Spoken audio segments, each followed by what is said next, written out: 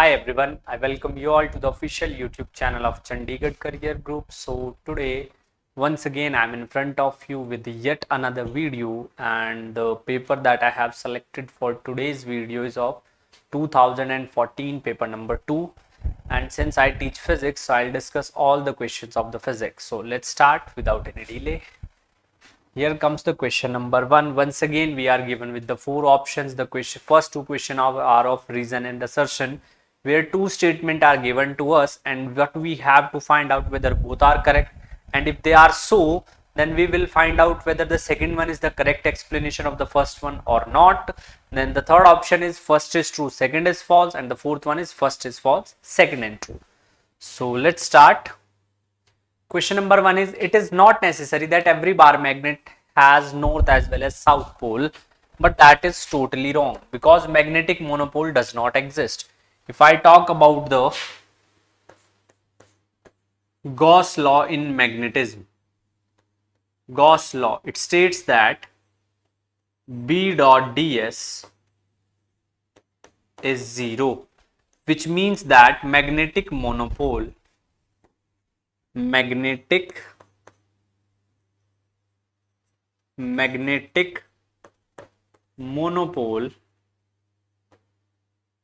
does not exist. Magnetic monopole exist नहीं करते. What does it? It means this. जो magnetic monopole है वो एग्जिस्ट नहीं करते हैं, तो पहला statement is wrong, second is correct. So correct option for this is which one? This.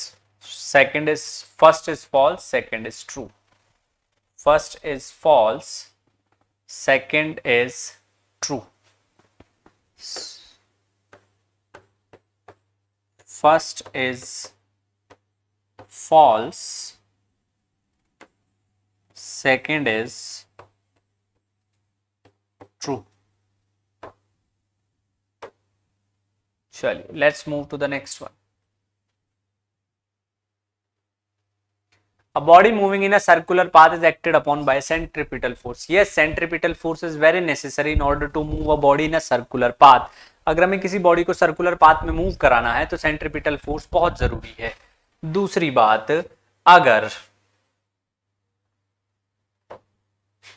कोई body centripetal force circular path में मूव कर रही है, आप किसी भी पॉइंट पर वेलोसिटी की डायरेक्शन निकाल सकते हैं by plotting the tangent, and when you find out this, angle is always 90 degree.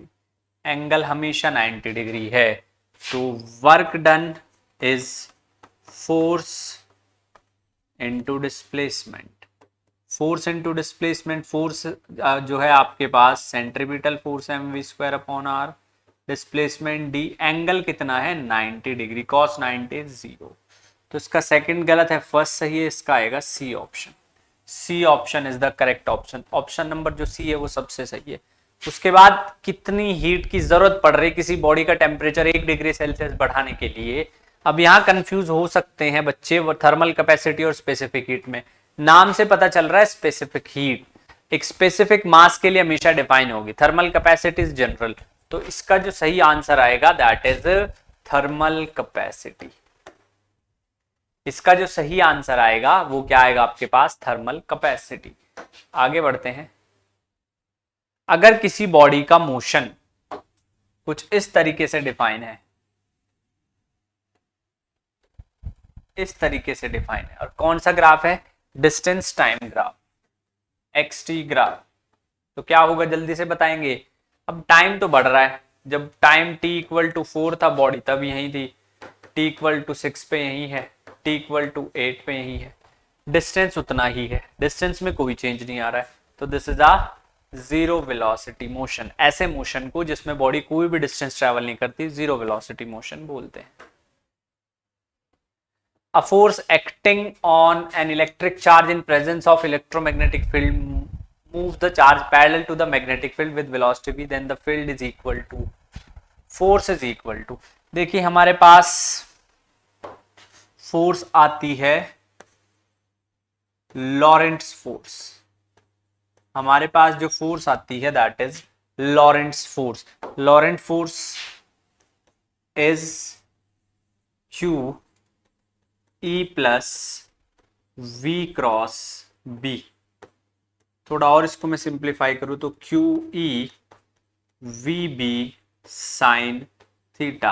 अब थीटा की जगह आपके पास पैरेलल टू मैग्नेटिक फील्ड है तो Q E plus V B sine zero. Sine zero यानी कि zero.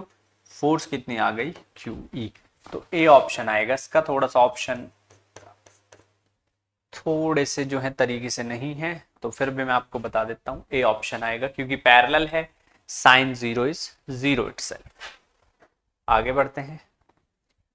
Which is the common, what will be the status of the electricity which we get in our home? We got AC supply in India and it is 220 volt and 50 hertz. Just remember it, 220 volt and 50 hertz. A ray of light traveling from medium of refractive index n1 to n2. Snell's law पूछ लिया आपसे. In short, they want to know about Snell's law. उन्होंने आपसे Snell's law पूछ लिया है which is sine I upon sine R is n2 upon n1. n2 जिसमें real उस मीडियम का रिफ्रैक्टिव इंडेक्स जिसमें लाइट एंटर कर रही है, n1 जिसमें से जा रही है. तो C option n2 n1. Light पे projected on oil surface show 7 colour due to the phenomena of interference. बहुत से बच्चों को लगेगा यहाँ पे डिस्पर्शन, लेकिन ऑयल सरफेस पे है इंटरफेरेंस, रिडिस्ट्रीब्यूट हो जाएगी एनर्जी. हाँ, इसका डिस्पर्शन आएगा. कौन सा प्रोसेस एक्सप्लेन करता है स्प्लिटिंग ऑफ बीम? कोई लाइट अगर किसी सरफेस के ऊपर जा करके इंसिडेंट हो रही है, एक प्रिज्म है मेरे पास, उस पे आकर के एक लाइट इंसिडेंट हो रही है ऐसे, उसके बाद it break into 7 different colours.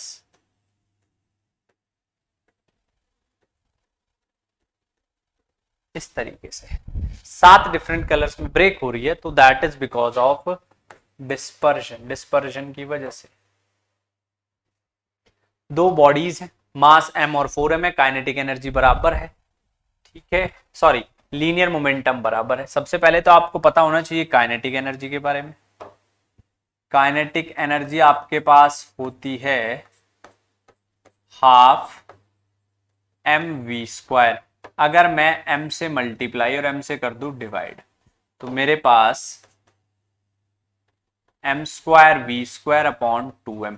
फिर मेरे पास जो काइनेटिक एनर्जी आएगी वो आ जाएगी p² अपॉन 2m. फिर मेरे पास जो काइनेटिक एनर्जी आ जाएगी वो आ जाएगी p² अपॉन 2m. अब ये जो p² अपॉन 2m है इसमें मोमेंटम तो सेम है, मास रेशियो में है. तो E of K1 E of K2 will be m2 upon m1 यानी कि 4m upon m4 ratio 1. B is the correct answer. आपको फोर्स गिवन है और वेक्टर की फॉर्म में गिवन है. सबसे पहले आप उसका मैग्नीट्यूड निकाल रहे, उसके बाद मास निकालना. तो सबसे पहले अगर मैं मॉड एफ कैलकुलेट करूंगा, क्योंकि मास एक स्केलर क्वांटिटी है, मैं जब मॉड एफ कैलकुलेट करूंगा तो वो आ जाएगा 6 का स्क्वायर प्लस 8 का स्क्वायर प्लस 10 का स्क्वायर. ये आ गया आपके पास कितना, 36, 64, 100. कितना आ जाएगा आपके पास 200.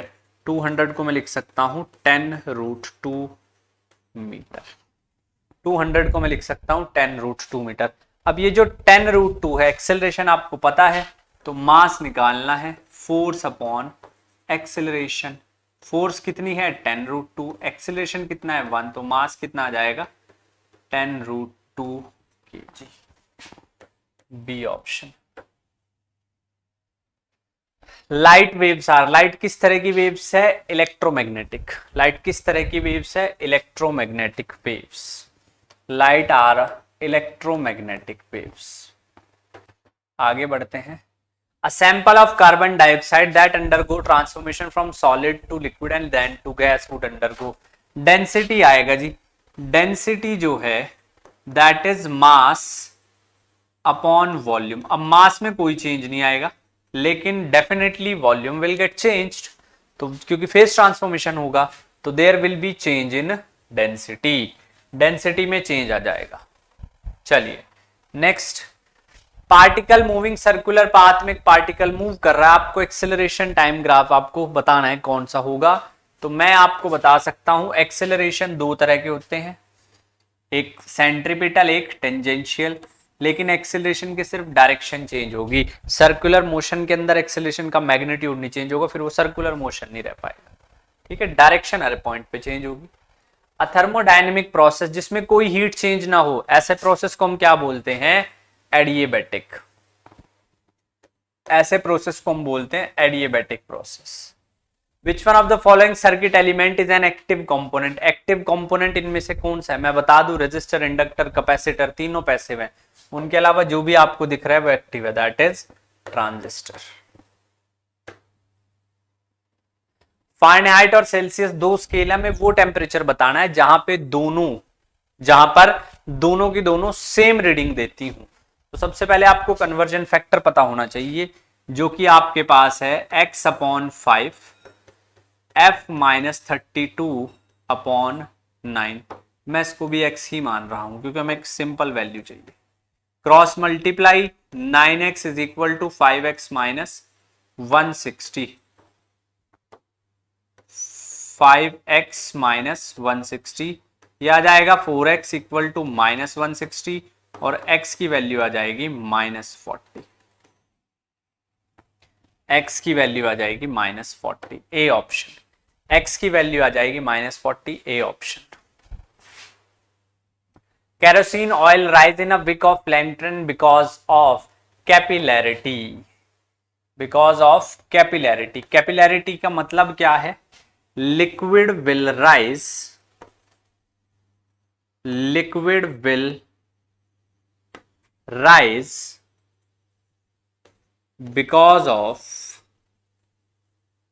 because of pressure difference, pressure difference की वजह से लिक्विड राइज करता है, प्रेशर डिफरेंस की वजह से लिक्विड राइज कर जाता है, इस वजह से। दो कार हैं, दोनों के पास मास एम भी है, एम ग्रेटर है, दोनों कार सेम डायरेक्शन में जा रही है, सेम काइनेटिक एनर्जी की, सेम काइनेटिक एनर्जी से। अगर दोनों पे सेम ब्रेकिंग फोर्स हम लोग अप्लाई कर दें तो कौन कितना ज्यादा डिस्टेंस ट्रेवल करेगा। हमारे पास एक थ्योरम होती है work energy theorem, from work energy theorem, work energy theorem है हमारे पास, वो कहती है कि work done is equal to change in kinetic energy, ठीक है जी। और अब डिस्टेंस निकालना है, work done force into displacement, half M V square, यहां से आप एस निकाल सकते हो, half M V square upon F. अब देखिए वर्क फोर्स सेम है, kinetic energy half M V square, kinetic energy भी सेम है, तो दोनों सेम डिस्टेंस कवर करेंगी। इसका ये भी ठीक है, वेलोसिटी पे भी डिपेंड करेगा, इसका ये भी ठीक है, वेलोसिटी पर भी डिपेंड करेगा, ठीक है जी। क्योंकि हो सकता है, क्योंकि देखिए काइनेटिक एनर्जी दोनों की सेम है, half M V A square is half M V B square, half M V A square is half M V B square. और अब यहां पर हाफ से हाफ कैंसिल, तो M A upon M B is V B upon V A का square, but M A हमें question में given है एम बी से ज्यादा है, which implies that V B भी वी ए से ज्यादा होगी। तो it depends on their velocity also, उनकी जो वेलोसिटी है उस पर भी डिपेंड करता है। दो ऑप्शन चाहिए इसके, सी और D. If the length of equator is about 40,000 kilometre and velocity of rotation is about 1700 kilometre per hour, what would be the velocity of rotation, rotation की वेलोसिटी बतानी है। इक्वेटर ये है, ऐसे वेलोसिटी अगर बतानी तो एंगल कितना है 90, तो v is equals to omega cross r होता है वैसे तो, v is equals to omega cross r, but आपको क्या चाहिए, वेलोसिटी ऑफ रोटेशन चाहिए, ओमेगा चाहिए। तो याद रखें आप, जीरो आंसर आएगा। और जीरो आंसर क्यों आएगा, क्योंकि इक्वेटर पोल पर वेलोसिटी जीरो होती है, जो वेलोसिटी ऑफ रोटेशन है, केवल अपने एक्सिस पे अर्थ घूमती है, तो इसका जाएगा C. Technically omega R sine zero, sine zero zero, zero answer, zero आएगा इसका आंसर। अब bullet is fired vertically upward from a 400 metre tall tower, एक 400 मीटर का टावर है, यहां से बुलेट फायर हुई और ऐसे नीचे है, तो यहां तक पहुंचने में से कितना समय लगा है। What we have to calculate is time taken by to reach that point. अब इवेंचुअली हमारे पास t is equal to 2u upon g, यहां से यहां तक, इस पॉइंट तक उसको कितना समय लगा वो हम यहां से निकाल लेंगे। कितना, 2 इंटू यू कितना गिवन है 80 अपॉन जी को मैं 10 लिख रहा हूं, तो ये आ गया 16 सेकेंड। 16 सेकेंड है, बट ये गलत है क्योंकि अभी ये वाला गैप भी तो निकालना है। ये हम निकालेंगे s is equal to U T plus half A T square से। s कितना है 400 metre, u 80 t plus half 10 into T square, this is g, ये g आ जाएगा यहाँ पे। तो 400 is equal to 80 t plus 5t square, और ये आ जाएगा T square plus 16t minus 80 equal to 0। 16t को मैं लिख सकता हूं 20t minus 4t minus 80 equal to 0। t common ले लिया, t प्लस 20 माइनस 4 कॉमन ले लिया, t प्लस 20 इक्वल टू 0। तो t की वैल्यू 4 आ जाएगी। नेगेटिव हम 20 हम ले नहीं सकते हैं क्योंकि टाइम को आप कभी नेगेटिव नहीं मान सकते हैं। तो 16 plus 4 20 is the answer, 20 is the answer. एक साइक्लोट्रॉन है जो पार्टिकल को एक्सेलरेट कर रहा है सर्कुलर पाथ में, ठीक है। Mass m and charge Q, energy of the particle emerging is proportional to, देखिए जो एनर्जी है वो हाफ एम वी स्क्वायर, वो किसके इक्वल होगी, क्यू वी बी के।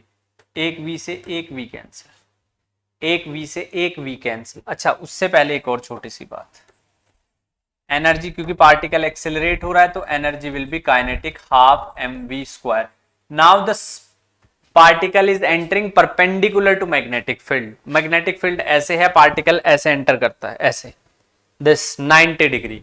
तो 90 डिग्री उसको फिर वो सर्कुलर पाथ में मूव कराता है। जब सर्कुलर पाथ में मूव कराएगा तो जितनी एनर्जी होगी मैग्नेटिक, वो सेंट्रिपिटल फोर्स प्रोवाइड कराएगी।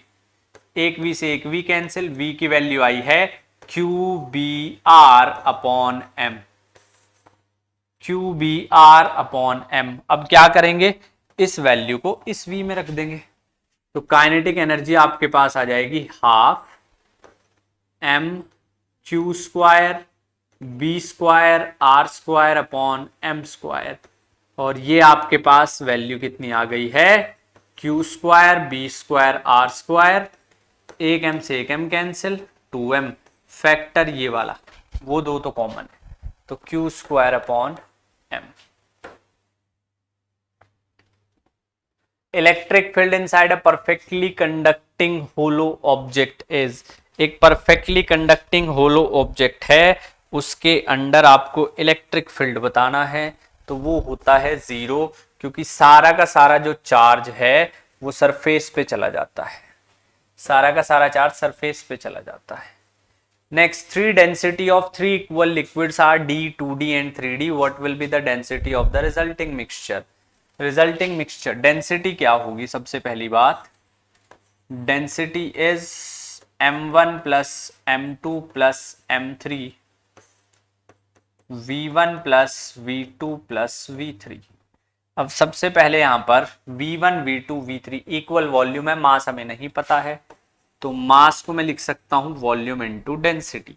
यहां से मेरे पास m1 is ρ1 v1, m2 is ρ2 v2, m3 is ρ3 v3।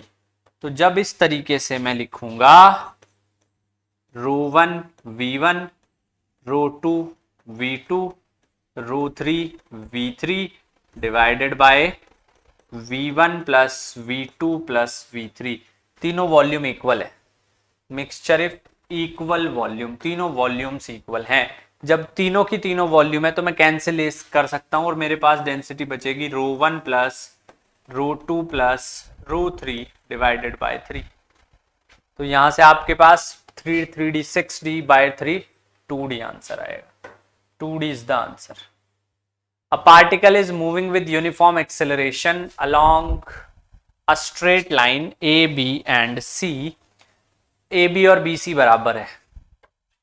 एक पार्टिकल जो है वो स्ट्रेट लाइन के अलोंग मूव कर रहा है ऐसे। This is A, B, C, A, B और C। अब A से लेके B तक, B से लेके C तक, A से लेके B तक वेलोसिटी है 10 मीटर पर सेकंड, B से लेके C तक वेलोसिटी है 15 मीटर पर सेकंड, 15 मीटर पर सेकंड। अब आपको एवरेज निकालना है, टाइम सेम है तो v1 plus v2 divided by 2, time average के लिए आ जाएगा 12.5। अगर डिस्टेंस एवरेज होता फिर ये वाला फॉर्मूला लगाते 2v1 v2 v1 plus v2। इससे आंसर क्या आएगा 2 इंटू 10 इंटू 15 डिवाइडेड बाय 25। कितना आ जाएगा 5 2 जा 10, 5 5 जा 25, 3 3 2 जा 6 2 जा 12 मीटर पर सेकंड। और देखिए ये भी है, अगर आप ध्यान से देखेंगे ये भी ऑप्शन में है। आपको बहुत ध्यान रखना है, टाइम सेम लग रहा है, डिस्टेंस सेम है, सॉरी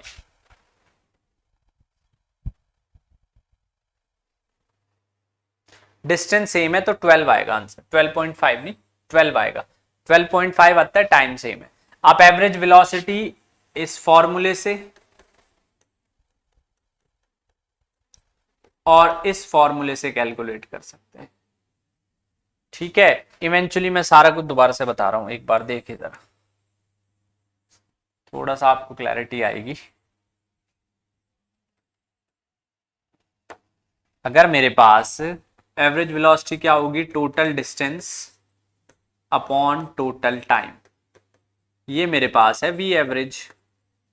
अगर डिस्टेंस सेम है, टाइम नहीं पता है सबसे पहले, तो हमारे पास वेलोसिटी होती है डिस्टेंस अपॉन टाइम। डिस्टेंस को क्या लिख सकता हूं vt। अगर डिस्टेंस सेम है, डिस्टेंस सेम है तो v1 t1 plus v2 t2 divided by t1 plus t2। तो यहां से v1 टाइम बराबर है तो v1 प्लस v2 बाय 2, तब तो आ जाएगा ये। अगर आपको डिस्टेंस नहीं पता, यहाँ डिस्टेंस पता है, यहाँ डिस्टेंस पता है, बराबर है दोनों, तो यहाँ पर आंसर 12 आएगा, नॉट 12.5। याद रखें बात आप, यहाँ पे आंसर 12 आएगा। अगर डिस्टेंस टाइम नहीं पता, टाइम को लिख सकते हैं x अपॉन v, तो v एवरेज आपके पास आ जाएगा x1 plus x2, x1 upon v1, x2 upon v2। यहां से आप डिस्टेंस को एवरेज कॉमन लेके बाहर कैलकुलेट निकाल सकते हैं, 12 आंसर आएगा। The dimension of the impulse, impulse क्या होती है, जो बहुत बड़ी फोर्स बहुत थोड़े से टाइम के लिए एक्ट करती है। जे से डिनोट करूंगा, फोर्स इनटू टाइम, ये आ जाएगा mlt minus 1। Pressure is force upon area, force upon area, mlt minus 2 upon l2, ml minus 1 t minus 2, ये नहीं है। Angular momentum mvr, m lt minus 1 into L, ml2 t minus 1। Impulse जो है force, very large force for very short period of time, उसको बोलते हैं हम लोग इम्पल्स। एंड mlt माइनस 2, तो हाँ, तो ये भी नहीं है। वर्क और लीनियर मोमेंटम आ जाएगा आपके पास mv, कितना, mlt-1। तो linear momentum is the correct option. ठीक है जी। So that's all in this video. अगली वीडियो में 2014 पेपर 1 डिस्कस करेंगे, तब तक पढ़ाई करते रहे। Thank you so much. जय हिंद।